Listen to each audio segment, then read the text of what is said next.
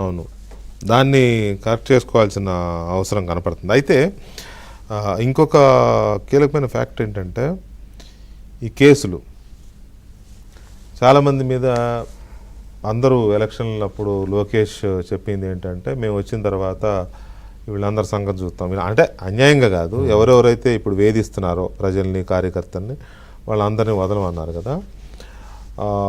ఇంకా ఎవరిని అరెస్ట్ చేయట్లేదు, ఎవరిని లోపలేయట్లేదు, జగన్ని అరెస్ట్ చేయలేదు ఇంతవరకు. ఇట్లాంటివి ఏమన్నా ఎక్కడైనా కొంచెం దాని అంటే మీరు ఇప్పుడు ప్రతి మీటింగ్లో జగన్ గారి గురించి డిస్కస్ చేసుకోవడం, అయిపోయిన గవర్నమెంట్ వద్దనుకొని మీకు ఎక్కువ మెజారిటీ 60% వచ్చేసారు.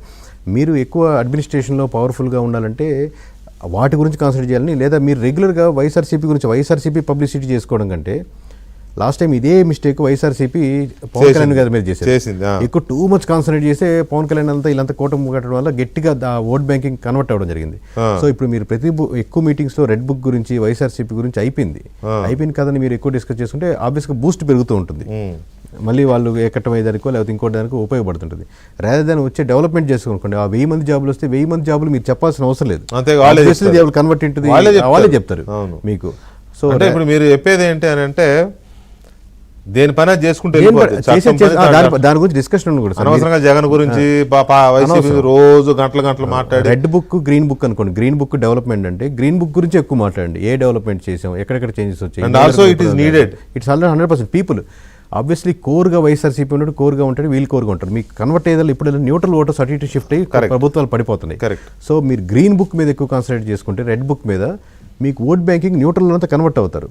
ఇప్పుడు మీకు ఇందాక నెక్స్ట్ క్వశ్చన్ చూసుకుంటే నాకు అర్థమైంది ఏంటంటే మీరు చెప్పేది రెడ్ బుక్ అనే దాన్ని ఎంత తక్కువ మాట్లాడితే అంత మంచిది. కరెక్ట్, పని చేసుకోండి, మీరు చేసుకోండి, చట్టం దాని పని అవుతుంది ఎవరైనా. అంతేగాని రోజు లేవగానే రెడ్ బుక్ అని మాట్లాడడం, లేదా జగన్ వైసీపీ డామ్ డూమ్ ఇది మాట్లాడడం ప్రయోజనం. జనం పక్కన పెట్టేశారు, మీరు పక్కన పెట్టారు, అయిపోయింది. అంతేనా? అయిపోయింది సార్. మీరు డెవలప్మెంట్ మీద అనుకుని ఓటేశారు, మీ ఫోకస్ అంతా డెవలప్మెంట్ కాన్సన్ట్రేషన్. ఈ నియోజకవర్గాల్లో ఏ ఎమ్మెల్యేలు కరప్షన్ చేస్తున్నారు వాళ్ళని కంట్రోల్గా ఉంచడం, అవైలబిలిటీ లేని ఎమ్మెల్యే చాలా మంది ఉన్నారు, అసలు అవైలబిలిటీగా ఉంచడం. వెరీ గుడ్ సజెషన్ ఇది. అంటే suggestion in the sense feedback data అర్థమైంది నాకు, డేటా ఇది మాట్లాడుతుంది, మంచి ఫీడ్బ్యాక్.